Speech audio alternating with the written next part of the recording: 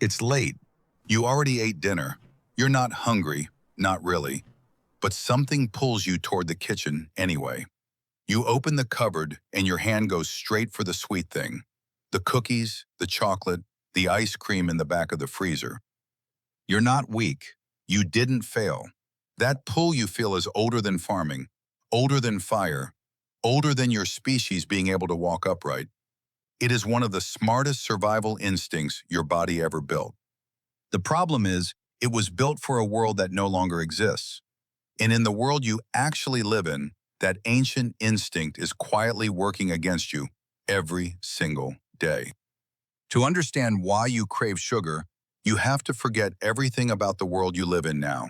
No stores, no kitchens, no packaging.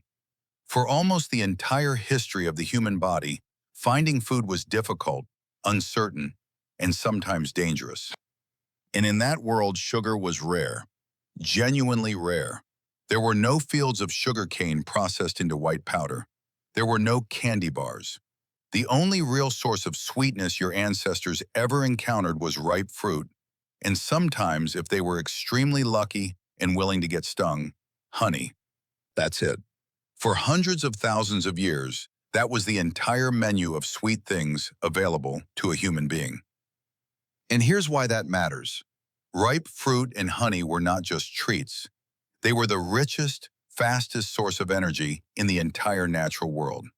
A handful of ripe berries or a piece of honeycomb delivered a burst of calories that could mean the difference between having enough energy to survive the week or not.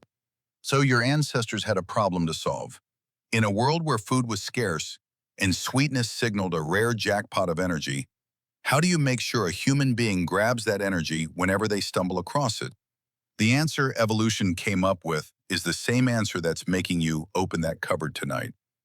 Your brain has a system for making you want things, not just food, anything important for survival.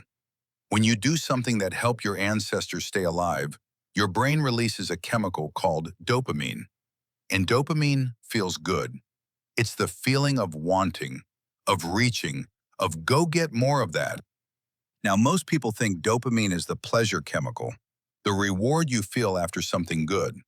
But that's not quite right, and the difference is the whole story. Dopamine isn't mainly about the reward, it's about the chase. It's the chemical that fires before you get the thing, the surge of anticipation that makes you cross the room, reach into the cupboard, and unwrap the chocolate. Dopamine is what makes you want. The pleasure of actually eating it is almost an afterthought. And sugar triggers that system harder than almost anything else found in nature. When sweetness hits your tongue, your brain reads it as a powerful signal. Rare energy, high value, get more. It rewards you with a hit of that wanting chemical, and it files away a simple lesson. That was good. Do it again. For your ancestors, this was a perfect design. It meant that whenever they found ripe fruit, they didn't shrug and walk away. They ate as much as they could because the instinct screaming in their brain told them to. And the ones whose brains screamed the loudest, who grabbed the most energy when it was available, those were the ones most likely to survive a hard winter, recover from illness, or carry a pregnancy to term. In other words, the people who craved sugar the most were the people most likely to live. And they passed that craving down to their children, to their children's children, all the way down a line that ends 300,000 years later with you standing in your kitchen at 11 at night. So here's the cruel twist. Your sugar instinct was designed for a world where sugar was almost impossible to find. Your body assumes that sweetness is rare, precious, and worth grabbing every single time, because for almost all of human history, that was true. But that world is gone. It vanished in the blink of an eye, evolutionarily speaking. For most of human history, if you wanted something sweet, you had to climb a tree, search for hours, or fight a swarm of bees. Today, you have to walk across a room. Sugar is no longer rare. It is everywhere. It is in your bread, your sauces, your coffee, your cereal, your drinks. It has been concentrated, refined, and packed into forms far sweeter than any fruit your ancestors ever tasted. Your instinct was built to chase a resource that was scarce. Now that resource is infinite, and your body has no idea. It still treats every sweet thing as a rare jackpot, still fires the same "get more" signal it fired 100,000 years ago, even though you are surrounded by more sugar than any human in history could have dreamed of. Imagine a system designed to make you grab water in a desert.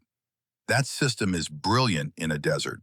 But now imagine dropping that same system into the middle of an ocean. It doesn't stop. It can't stop. It just keeps screaming, "Grab more water, grab more water," forever, because it was never built to handle a world where the thing it craves is everywhere. That is exactly what's happening inside you when you can't stop at one cookie.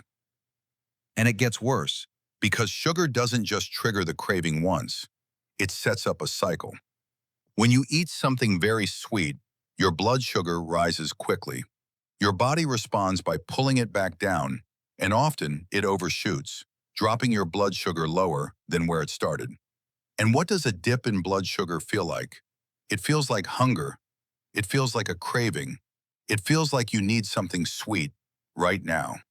So the very thing you ate to satisfy the craving becomes the reason the craving comes back, often stronger than before. One cookie creates the conditions for wanting the next one. This is why it's so hard to stop at just a little. You're not fighting a lack of willpower. You're fighting a loop your own body created. A loop that was harmless when sweetness was rare and is relentless now that it isn't. There's one more piece, and it's the sneakiest. Your brain craves things most when the reward is unpredictable. A reward you get every single time becomes boring, but a reward that comes in waves, sometimes more, sometimes less, keeps the wanting system firing endlessly. It's the same mechanism that makes gambling so addictive. And the modern food world, with its endless variety of sweet things in every flavor and form, is practically designed to keep that unpredictable craving alive. You are not up against a cookie. You are up against 300,000 years of survival engineering, running at full power in an environment it was never meant to face. So let's put it all together. You crave sugar because, for almost all of human history, sweetness meant rare, life-saving energy. Your brain evolved to chase it relentlessly, to flood you with the urge to grab it whenever you found it. The ancestors who craved it most were the ones who survived, and they handed that craving down to you. And then, in the space of a few generations, the world flipped. The rare thing became the everywhere thing.